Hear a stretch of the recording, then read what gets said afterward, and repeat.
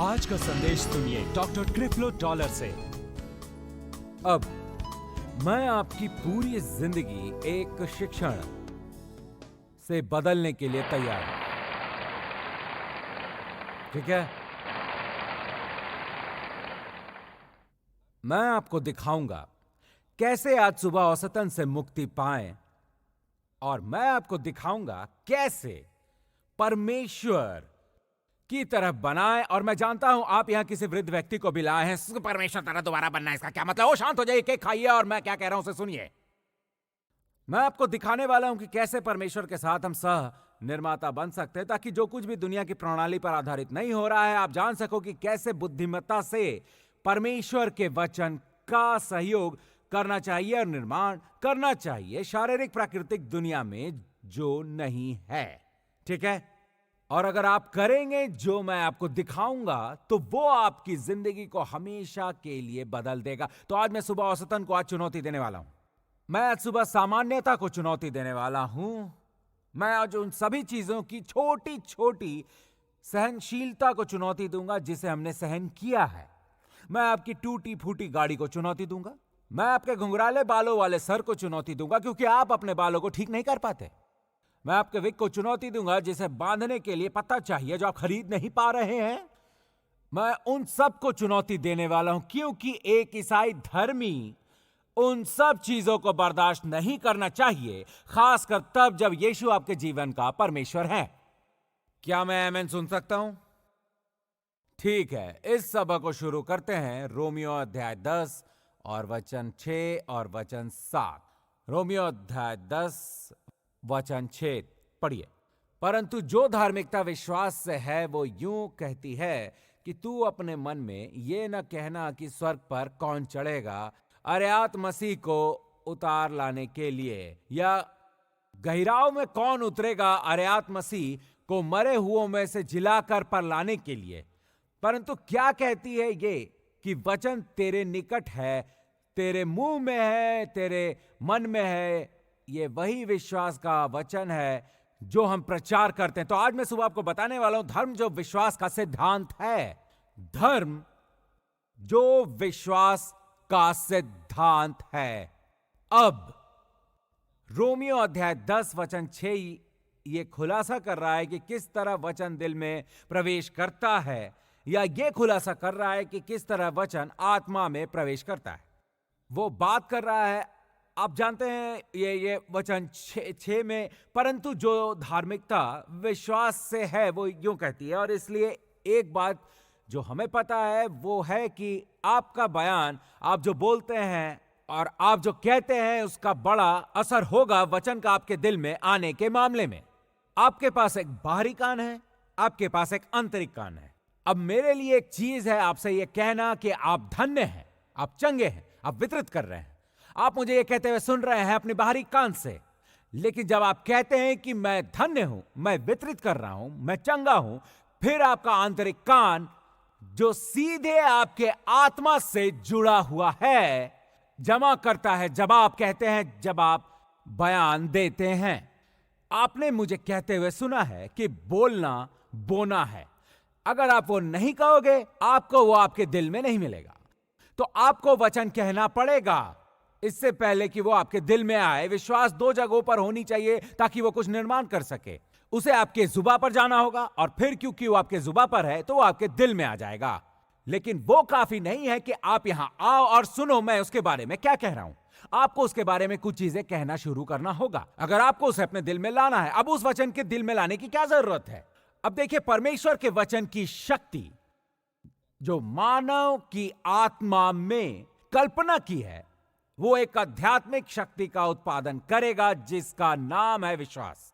अब मैंने ये नहीं कहा कि वो विश्वास का उत्पादन करेगा। मैंने कहा कि जब वचन की आपके आत्मा में कल्पना करेंगे, जब आप परमेश्वर के वचन की शक्ति की अपनी आत्मा में कल्पना करेंगे, तो वो आध्यात्मिक शक्ति का उत्पादन करेगा। अब शक्ति एक विस्फोट की तरह है। विस्फोट पुनर्व्यवस्थित करेगा और चीजों को बदलेगा। जब विश्वास शक्ति का विश्वास है, और सिर्फ विश्वास नहीं बल्कि अब यह शक्ति है, अब वो एक आध्यात्मिक शक्ति है, क्योंकि आपने उसकी कल्पना की अपने दिल में या अपने आत्मा में, फिर वो पुनर्व्यवस्थित होगा और आपके जीवन में चीजों को बदलेगा। वो कमी का पुनर्व्यवस्थित करेगा और उसे बहुताय में बदलेगा। वो बीमारी का पुनर्व्यवस्थित करेगा और उसे खुशहालता या चिकित्सा में बदलेगा। वो एक शक्ति है और जो होता है वो परमेश्वर के वचन की शक्ति है। सिर्फ आपने अपने जुबान से बोलना नहीं, बल्कि उसे अपने दिल में लाना होगा। लेकिन आपने उसे अपने जुबान से बोला और आपने उसे दिल में पाया, आपने कल्पना की और आत्मा में उसके साथ गर्भवती हो गए, और फिर वो एक आध्यात्मिक शक्ति बनती है जो अब क्षमता रखती है जिससे चीजें पुनर्व्यवस्थित होंगी और बदलेंगी। मैं तुम्हें एक उदाहरण देता हूं। आपको मरियम याद है? मरियम, कुंवारी मरियम। और आपको याद है कि लूका में अध्याय 1 पवित्र पुस्तक कहती है कि एक परमेश्वर का दूत मरियम के पास आया और उससे वो शब्द कह गया कि कैसे वो गर्भवती होने वाली है बिना एक आदमी के, और कैसे ये ईश्वर का अद्भुत तोहफा होगा, और कैसे वो प्रभु के पक्ष में है। और वो काफी अजीबो गरीब था और उसे वो सुनकर बैठकर सुनना पड़ा। उसे वचन मिला, लेकिन उसने कुछ कहा जिससे गर्भाधान हुआ। उसने कहा, मेरे साथ वचन के अनुसार हो। और आप जानते हैं क्या हुआ? उसने वचन की अपने आत्मा में कल्पना की, लेकिन वो उसके शरीर में प्रकट हो गया। अब इसे ध्यान से सुनो।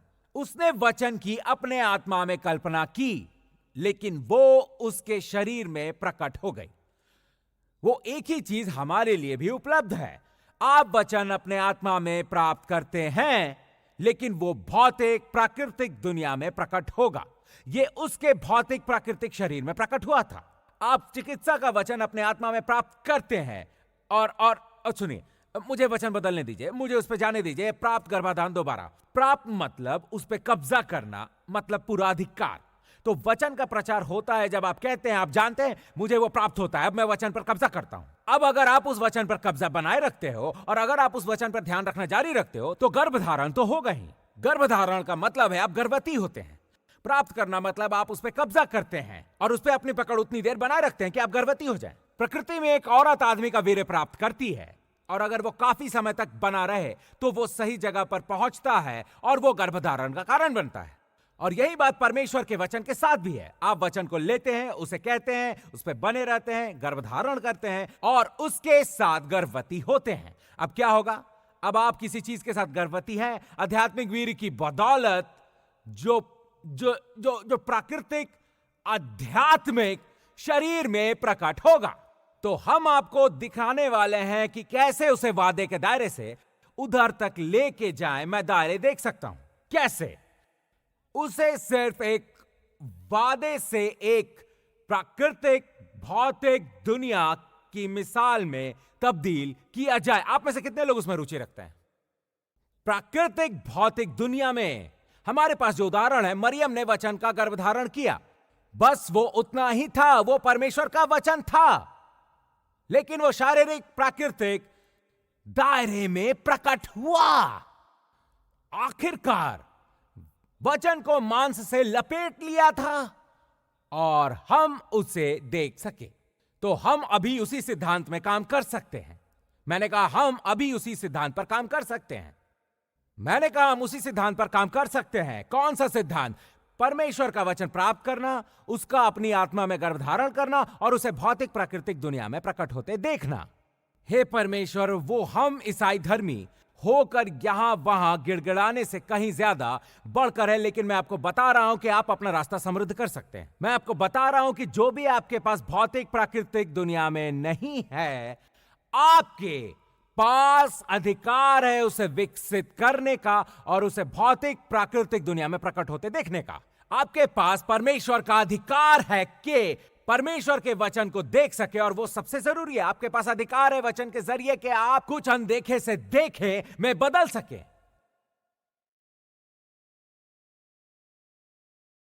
वैसे मेरे पास यहां लगभग 10 विश्वसनीय है, बाकी सब आप बैठे कह रहे हैं मुझे आश्चर्य है। आप में से कितने लोग उस पर विश्वास करते हैं? मैं तो इसका प्रचार भी नहीं कर सकता अगर आपको इस पर विश्वास नहीं है। क्या आपको इस पर विश्वास है? मैंने पूछा क्या आप इस पर विश्वास करते हैं? ठीक है, अब देखिए कैसे काम करता है। चलिए थोड़ी और चीजें समझते हैं। मैं जो आपको अभी बताने की तैयारी कर रहा हूं उसमें सबसे महत्वपूर्ण सिद्धांत है कि उसके लिए अभ्यास की जरूरत है। आप में से कितने लोग जानते हैं कि आप जूडो के विशेषज्ञ नहीं बन सकते सिर्फ इसलिए क्योंकि आप जूडो पर आधारित किताब पढ़ते हैं? आपको अभ्यास करना होगा। आपको इस सिद्धांत का अभ्यास करना होगा, क्योंकि अभ्यास ही समझ लाएगा। परमेश्वर के सिद्धांतों के साथ प्रभावशाली होने के लिए, खासकर ये वाले, आपको उनका अभ्यास करना सीखना होगा। अब आपने किसी को कहते सुना कि आप जानते हैं कि अभ्यास से परिपूर्णता मिलती है, या अभ्यास परिपक्वता का कारण बनेगा, और यही सच है। आप जितना अभ्यास करेंगे वो उतनी ही आसान होती जाएगी और आप उसमें उतने ही प्रवीण होते जाएंगे। लेकिन आपने यह भी सुना होगा कि उसी का अभ्यास करो जिसका प्रचार करते हैं। वैसे तो मैं विश्वास करता हूं कि आप जिसका प्रचार करते हैं उसका अभ्यास करना चाहिए, क्योंकि अगर आप एक चीज का अभ्यास करने में वक्त बिताएंगे, आप उतना ही ज्यादा उसके बारे में सीखेंगे। जब आप उसके बारे में बात करने लगते हैं, आप उसके बारे में बात करना शुरू करेंगे जो आपके अभ्यास पर आधारित होगा। तो यह समझने की बात है कि आप उसका प्रचार कीजिए जिसका आप अभ्यास करते हैं, ना कि उसका अभ्यास करें जिसका प्रचार करते हैं। अब मुझे आपको यह दिखाने दीजिए जो आपको अचंभित कर देगा। अब यह आपको औसत से निकाल देगा। मैं आपको बता रहा हूं ताकि आप तैयार हो सके, क्योंकि अगर आप दुनिया में हैं और दुनिया की तरह सोचते हैं तो यह बहुत दूर की बात है। लेकिन मैं तैयार हूं आपको समझाने के लिए कि आप कौन हैं और कौन से वादे किए गए हैं। जैसे हम रोमियो अध्याय 4 की ओर जा रहे हैं, मुझे आपको सवाल पूछने दीजिए। आप में से कितने लोग विश्वास करते हैं कि परमेश्वर इंसान नहीं है, वो झूठ बोले? ठीक है, क्या उस पर उतना विश्वास करते हैं कि जब वो वादा करे तो वो अपना वादा निभाता है? और क्या हमारे पास परमेश्वर के वचन में काफी सबूत है जहां परमेश्वर ने वादा किया उसके लिए शायद 20 साल लगेंगे, लेकिन जो भी हो वो हमेशा हमेशा हमेशा अपना वादा निभाएगा। आमीन। ठीक है, अब मैं आपको एक वादा दिखाऊंगा जो उसने आपसे किया है, और वो वादा जो उसने मुझसे किया है, और मैं उस पर जा रहा हूं। मैं किसी भी हालत में यह पृथ्वी नहीं छोड़ने वाला इस वादे को बिना यहां लाए। शैतान मुझे मौका नहीं देगा। वो कैसे कैसे कॉलेज पार्क में कैसे कहते, कभी मुझे उसे भेजने नहीं देगा।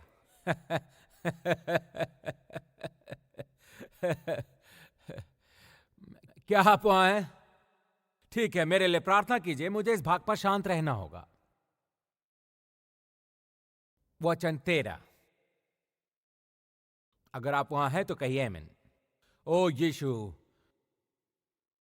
ठीक है, चलो साथ में जोर से पढ़ते हैं। वचन 13, तैयार? पढ़िए। क्योंकि यह प्रतिज्ञा कि वो जगत का वारिस होगा, न इब्राहिम को न उसके वंश को व्यवस्था के द्वारा दी गई थी, परंतु विश्वास की धार्मिकता के द्वारा मिली। ठीक है, अब हम यहां क्या देखते हैं? सबसे पहली बात, उसने इब्राहिम से वादा किया है, और धर्म ग्रंथ कहता है कि उसने वो इब्राहिम से और बीज से किया है। अब मैं इसे समझने की कोशिश करूंगा। आप जानते हैं, ठीक है, क्या वो इब्राहिम, यसाक, याकूब तक पहुंचा है? आप जानते हैं मैं कहां जाऊंगा? मैं गलातियों पे जाऊंगा। रोमियो 4 में अपनी जगह बनाए रखो। बस ध्यान रखना कि सबको ये समझ आए। गलातियों अध्याय 3, क्योंकि मैं इसका बतंगड़ नहीं बनाना चाहता, क्योंकि वो ऐसा है कि उसने इब्राहिम से वादा किया और उसके बीच से वादा किया है। मेरा मतलब है, मैं जानता हूं इसहाक उसका बेटा है और याकूब उसका पोता है। मेरा मतलब है वो उन सब के बारे में बात कर रहा है। मैं जानना चाहता हूं कि मैं इसमें कहां समाऊंगा। ठीक है, गलातियों अध्याय 3 वचन 29 में देखिए। चलो वचन 29 साथ में जोर से पढ़ते हैं। चलिए गलातियों अध्याय 3 वचन 29 पढ़ते हैं। और यदि तुम मसीह के हो तो इब्राहिम के वंश और प्रतिज्ञा के अनुसार वारिस भी हो। अब इसके अनुसार वो कहता है, अगर आप यीशु के हैं, या एक और तरीका इसे कहने का है कि अगर आप यीशु के शरीर का हिस्सा बन गए हैं, या आपका बॉर्न अगेन हुआ है। आप में से कितने लोगों का बॉर्न अगेन हुआ है? ठीक है, अगर आपने नहीं किया तो हम उसको संभाल सकते हैं और आपको यहां से निकलने से पहले कुछ सौदा दे सकते हैं। लेकिन अगर मैं ये सही तरीका से पढ़ रहा हूं, यदि तुम मसीह के हो तो ये सब हम होंगे बार बार। तो आप क्या हो? तो इब्राहिम के वंश, और क्या प्रतिज्ञा के अनुसार वारिस भी हो। ठीक है, अब यहां दो बातें हम देख रहे हैं। सबसे पहले मुझे एहसास है कि इब्राहिम का वचन मैं हूं, और दूसरी बात मुझे एहसास है कि मैं वो वचन का वारिस हूं। तो अगर परमेश्वर ने इब्राहिम को वचन दिया है तो मैं उस वचन का वारिस हूं। इब्राहिम यहां नहीं है, लेकिन इब्राहिम के वारिस यहां हैं। कोई चिल्लाए मैं वारिस हूं उस वचन का जो परमेश्वर ने इब्राहिम से किया है। अब वो मैं हूं। आमीन। अब रोमियो अध्याय 4 पर चलिए। फिर से रोमियो अध्याय 4 वचन 13। अब यहां क्या है? हम जानते हैं वचन 13 कहता है क्योंकि यह प्रतिज्ञा की। ठीक है, क्या प्रतिज्ञा? कि वो जगत का वारिस होगा। वही रुक जाइए, प्रभु दया करो। ठीक है, अगर मैं ये सही ढंग से पढ़ रहा हूं तो परमेश्वर ने इब्राहिम से वादा किया कि वो दुनिया का वारिस होगा। अब यह अनुवाद पूरी दुनिया कहती है, दुनिया का वारिस। अब हम में से कुछ भी अपने अपार्टमेंट के वारिस नहीं है।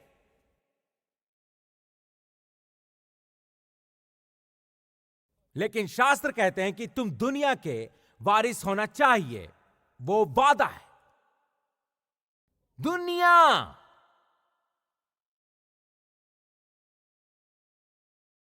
न उसके वंश को व्यवस्या के द्वारा दी गई थी, परंतु विश्वास की धार्मिकता के द्वारा मिली। और उन्होंने वो इब्राहिम से वादा किया कि वो उनके वारिस हैं।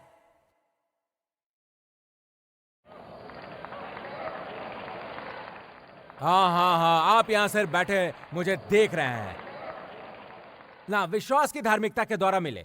वो हगाई पे चले गए और उन्होंने कहा कि चांदी मेरी है, सोना मेरा है, पर वो तुम्हारा नहीं है। और अगर चांदी परमेश्वर की है और सोना परमेश्वर का है और पृथ्वी परमेश्वर की है और तुम दुनिया के वारिस हो, तो तुमने कैसे किसी और को जो वारिस नहीं है उससे तुमसे बात करने दी दुनिया के वारिस के वादे की और उसकी परिपूर्णता की? कहां है तुम्हारा सोना? कहां है तुम्हारी चांदी? कहां है तुम्हारी पृथ्वी? हर मसीह धर्मी को कुछ पृथ्वी चाहिए। तुम पृथ्वी के लिए किराया दे रहे हो? क्यों नहीं? क्यों? ताली बजाना बंद कीजिए। तुम पृथ्वी के लिए किराया क्यों दे रहे हो? आप पृथ्वी के असली वारिस हैं और आप सिर्फ ये एक टुकड़ा से संतुष्ट हैं। पूरी पृथ्वी बस 1 एकड़।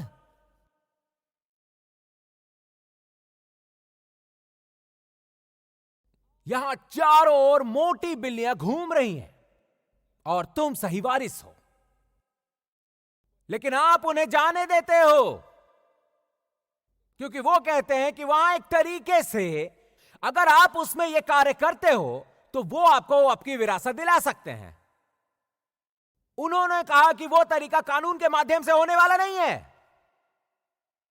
पर जिस तरीके से वे आपको आपकी विरासत दिला सकते हैं वो धर्म विश्वास के माध्यम से है।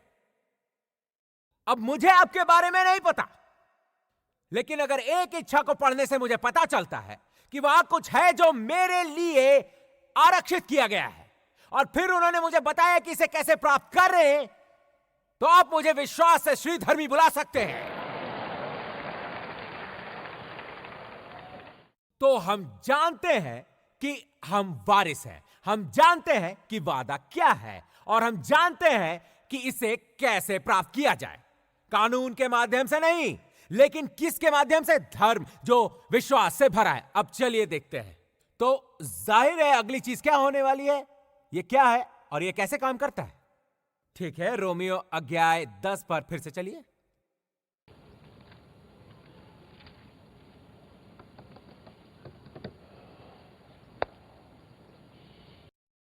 ठीक है, आपको एक बात बताता हूं, यह मुझे फिर से सिर्फ नाम की तरह, दावे की तरह लगता है। अब चुपचाप बैठिए और मैं क्या कहने वाला हूं उसे सुनिए। अब मैं यहां आपको पवित्र शास्त्र दिखा रहा हूं। ठीक है, अब ये देखिए, आप हैं रोमियो 10:6। परंतु जो धार्मिकता विश्वास से है। अब यह सिद्धांत है जो कि उन्होंने कहा कि हमें इस सिद्धांत का उपयोग करना होगा ताकि विरासत हम पा सके या वादा पा सके। उन्होंने कहा परंतु जो धार्मिकता विश्वास से है, वो यूं कहती है कि बाकी सब पढ़ने से पहले आपको यहां एक चीज जो मैं कहना चाहता हूं कि आप सबसे पहले पहचाने धर्म जो विश्वास है उसकी एक आवाज होनी चाहिए, उसे बात करनी चाहिए, उसे बोलना चाहिए। तो आपका एक हिस्सा जो आपकी विरासत को पकड़ के है बोल रहा है और कह रहा है कि यह विरासत पे पकड़ पाने की संयोजन या कोड है। आपको अपना मुंह खोलना होगा मुंह का इस्तेमाल करना होगा, आपको वो चीज को आवाज देनी होगी। ठीक है, अब वे हमें बताएंगे सबसे पहले कि उसका क्या कहना है, और फिर वो बताएंगे कि उसका क्या कहना नहीं। परंतु जो धार्मिकता विश्वास है वो यूं कहती है कि तू अपने मन में यह ना कहना कि स्वर्ग पर कौन चढ़ेगा, अर्थात मसीह को उतार लाने के लिए। दूसरे शब्दों में, अपना मुंह खोल के मत कहिए कि किसी को जाना होगा और यीशु को बुलाना होगा और यहां बुलाना होगा ताकि वो ये सब संभाल सके। हम गरीब हैं, किसी को यीशु को यहां बुलाना होगा ताकि हम गरीब ना रहें। हम बीमार हैं, किसी को जाना होगा और यीशु को बुलाना होगा और यहां बुलाना होगा ताकि वो हम पर हाथ रख सके, जिससे हम और बीमार न हो। उन्होंने कहा कि वो क्या नहीं कहते। वचन 7, या गहिराव में कौन उतरेगा, अर्थात मसीह को मरे हुए में से जिलाकर लाने के लिए किसी को उन्हें जगाना होगा और यहां बुलाना होगा। हमें कुछ खाने को चाहिए, आपको यीशु को यहां बुलाना होगा। दूसरे शब्दों में, हर बार जब वहां एक समस्या होगी, परमेश्वर की धार्मिकता नहीं कहेगी यीशु को लाओ और यहां बुलाओ ताकि वो सब संभाल सके। यीशु स्वर्ग में है, वे हमारे जीवन के चीजें संभालने नहीं आएंगे। और विश्वास की धार्मिकता ये नहीं कहती। ठीक है पास्टर डॉलर, मैं भी ये नहीं कह रहा हूं। यदि आपने कभी कहा हो, हे प्रभु नीचे आओ और मुझे छुओ, आपने ये कहा है, हे प्रभु नीचे आओ और मेरा बिगड़ा काम संभालो, आपने ये कहा है। और इस तरह बात करके आप अपनी विरासत पे पकड़ नहीं पाओगे, क्योंकि परमेश्वर की धार्मिकता ये नहीं कहती। खैर, वो क्या कहती है? वचन 8 वो क्या कहती है? वो कहती है कि वचन तेरे निकट है, नंबर 1 तेरे मुंह में, और नंबर 2 तेरे मन में है। वो यही विश्वास का वचन है। वो क्या कहती है जो हम प्रचार करते हैं? वो कहते हैं कि परमेश्वर की धार्मिकता वचन कहती है। परमेश्वर की धार्मिकता वचन बोलती है। विश्वास की धार्मिकता के माध्यम से आपको अपनी विरासत मिलती है जो वचन बोलती है। अब मुझे आपको दिखाना है कि वास्तव में वो क्या कह रहे हैं। 2 ग्रंथों में जाइए, इब्रानियों अध्याय 10 पे जाइए। इस सुबह इसे सब अच्छी तरह समझते हैं। इब्रानियों अध्याय 10 वचन 12।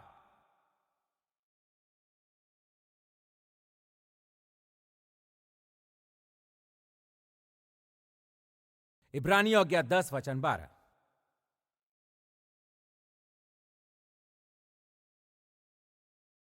अब यहां कुछ है जो आपको जानना होगा यीशु को यहां बुलाने के बारे में, और यीशु को वहां बुलाने के बारे में, उसे वहां पर भेजने के बारे में, और पानी के ऊपर जाने के बारे में। यीशु यीशु मेरी जरूरत है, आप वहां आओ प्रभु, हम यीशु को भेजते हैं। सबसे पहले, यीशु एक चपरासी नहीं है और आप उसे कहीं भी नहीं भेज सकते।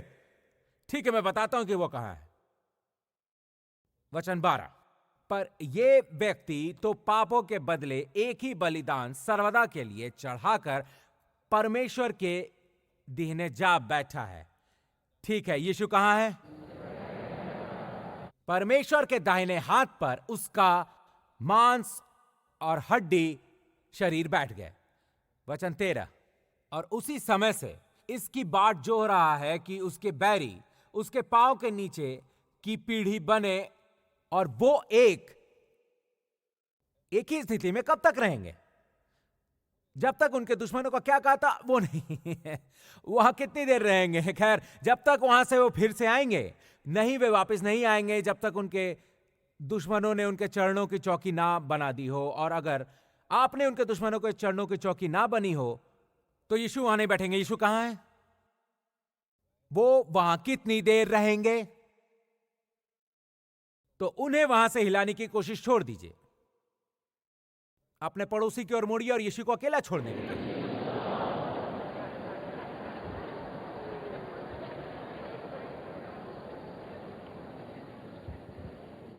मुझे पता है कि यह आपके धर्म से खिलवाड़ हो रहा है। इससे बस वो पुराने पवित्र गाय को गुस्सा आ रहा है। मेरे पूरे जीवन में मेरी दादी यीशु को बुलाती रहती थी। यीशु को बुलाइए, उन्हें मत बुलाइए, उन्हें अकेला छोड़ दीजिए।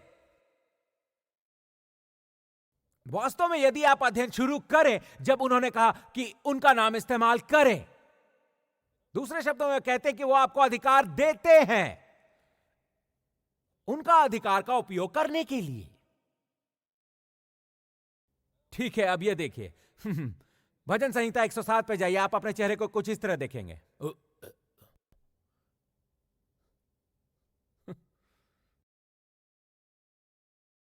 अब ये कैसे है कि वे बैठे हुए हैं, वे तब तक नहीं आएंगे जब तक उनके दुश्मनों ने उनके चरणों की चौकी न बनाई हो। और वो ये नहीं कह सकते कि यीशु आओ यहां नीचे आओ और स्पर्श करो, यीशु आओ और मुझे फिर से मछली पकड़ने जाना है, मुझे पैसों की जरूरत है, यीशु यहां नीचे आओ, मैं चाहता हूं कि प्रभु आप उन्हें छुए जो अस्पताल में मरे, यीशु उन्हें स्पर्श करे। ओ, मैंने यहां कुछ नया सीखा है, क्योंकि धर्म जो विश्वास से है, यीशु को उन्हें स्पर्श करने की कोशिश नहीं करेगा। उन्होंने कहा कि आप बीमार पर हाथ रखें। ओ ठीक है, शांत हो जाइए। ठीक है, भजन संहिता 107 वचन 20, अगर आप वहां हैं तो चलिए पढ़िए। ठीक है, पढ़िए। वो आपके वचन के द्वारा उनको चंगा करता है, जिस गड्ढे में वे पके हैं उससे निकालता है। ठीक है, उन्होंने क्या भेजा? आइए यीशु, उन्होंने कहा कि उन्होंने वचन भेजा।